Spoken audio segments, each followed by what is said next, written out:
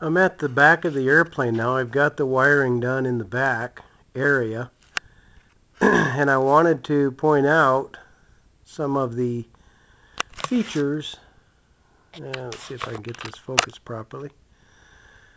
I have my whole bundle here is identified and tagged. Move in a little closer, I think might help. And we'll get the lighting over here. Whoa, well that's pretty bright. I don't think that's going to work too well. Anyways, everything is labeled. It's tagged so I know what goes where. And I've got it routed and secured in such a manner that nothing is loose. Everything here I've made a strap and anchored it to ground, brought it through an Adel clamp, so everything is clamped and held steady. All of the power terminals that would have power applied to them, like for example you got 12 volts here, 12 volts at the bottom and 12 volts up here on the starter solenoid, and those are all covered with rubber caps to prevent an accidental short to ground of the 12 volt power. Here is the regulator set up, and these big yellow wires are the AC coming into the regulator from the lighting coil, and then down here in this bundle are the voltages going out up to the front. I've tie wrapped it all together. Here are the connectors for the cylinder head temperature here and exhaust gas temperature down here.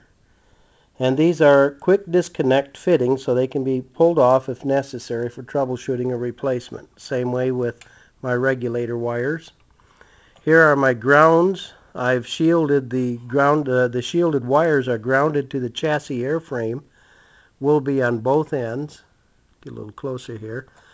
The extra wire from the sensors, I've just simply looped them up and then closed them off with tie wraps just to keep them from flopping around. And you want to keep everything out of the way of your control tubes for the ailerons.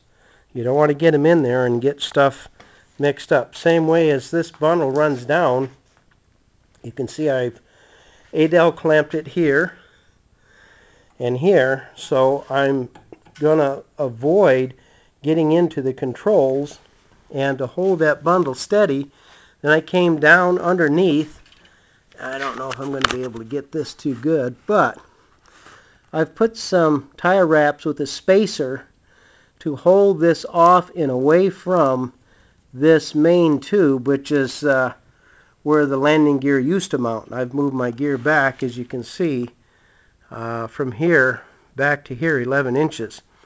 That way the airplane stays on its nose. Now down underneath there's some bolts down here, some bolt heads. And if I can get this camera up here, hopefully you'll be able to see. Yeah, there you go. I've got that wiring dressed out and away from that bolt head, so it's not going to impinge on it and get anywhere near it. And then, okay, here's the back side of the rear passenger seat. Again, I've used two Adel clamps, one going here to the frame and the other one coming off of here, securing that wire bundle out and away from the seating area and up away from my rudder cables. I then went through the bottom of these, let's see, let me get it in the picture here. There we go. Cut a hole in there, put some chicken track around it for to prevent fraying and chafing of the wires against the aluminum, some plastic chicken track, and then ran it through underneath the longeron, and it's, of course, you can see it's bundled up.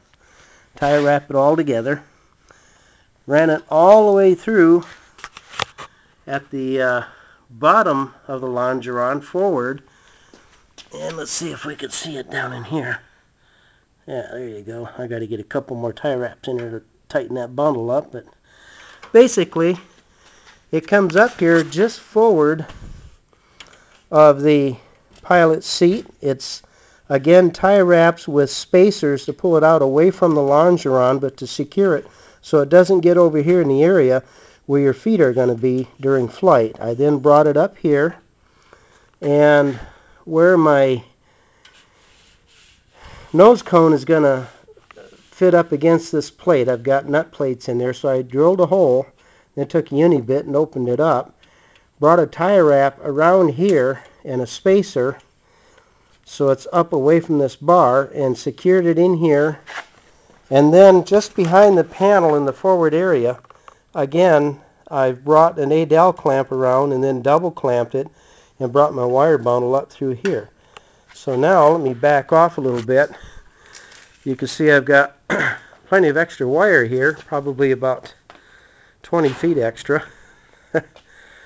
And I will now begin the process of taking these individual wire bundles and taking them to the appropriate instruments, the cylinder head temperature, exhaust gas temperature, RPMs, and ignition switch. Let's see if I can get that in here. Yeah, this is going to be one heck of a strange video because of the way I'm moving around.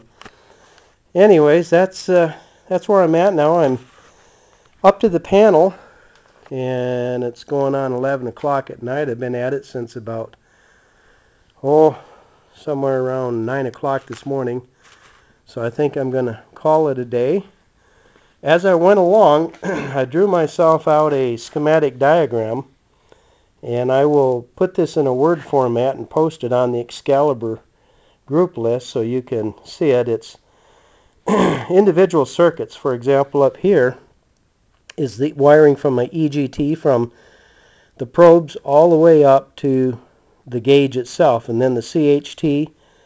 Then I have my mag wiring for the mag switches, the grounds and the positive, and then the mag 1, mag 2, and tail lights, wing lights, avionics, and so on. So make yourself a little diagram. Be sure to color code or number your wires on both ends and along the bundle, so as you service it, you can figure out what it is you have and where it's at. Now here's, I don't know how well this is going to come out in terms of lighting, but it's, I don't know. I don't know how this is going to turn out, but there it is. It's done in the back, ready to start work on the front tomorrow, except that I got to go to work tomorrow, so won't get much done. And that's about it. The wiring is now moved down below. I had it originally above the longeron, then I put it down below it. And the reason I did that was, well, two things. Number one, I was at the Republic fly-in this weekend, and I had an opportunity to look at Larry Wheat's airplane. And I'm going to put some aluminum sheet in here, right inside of here, and of course it'll be fabric on the other side, and that'll become a pocket for me for storing maps and stuff for those long cross-country flights. And I'll do that on both sides so I can utilize as much storage area as possible to take things along on a long cross-country flight. That's been a long video. Time to shut up and go home.